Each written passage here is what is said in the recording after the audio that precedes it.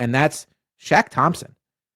Shaq Thompson was a guy that was an eye roll when they signed him. Like, there they go, back to the Carolina pipeline. I haven't heard this guy's name in 5 years. Oh, Luke Kuechly's running mate, who's now a Hall of Famer. And Shaq Thompson, you heard reports in camp and your eye roll and like, okay, camp, I get it. Shaq Thompson looks good in camp.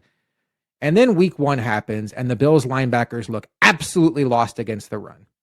To Terrell Bernard's credit, I think cover 1 had this before anybody. He looked very, very injured this season. He was going at about 60 to 70% speed. I am hopeful that if he can get right, Terrell Bernard will be back to being a decently good linebacker.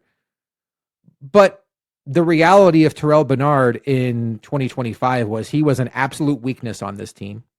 Matt Milano, until about halfway through the season, was an absolute weakness on this team, and he just woke up one day and decided he was going to hit the fountain of youth and become an all-pro again, and that was beautiful to see. But Shaq Lawson stabilized that position. He seemed to be one of the only players in that entire linebacker room that prioritized stopping the run.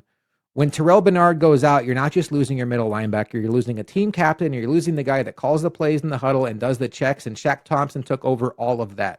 He was the star of the show in Jacksonville, right up there with Cole Bishop, started the game off with an interception, had some big tackles in open space.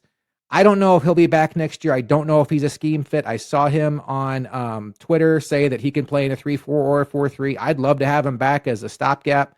But man, Shaq Thompson, worth every penny and more. Would hate to see where this team would be without Shaq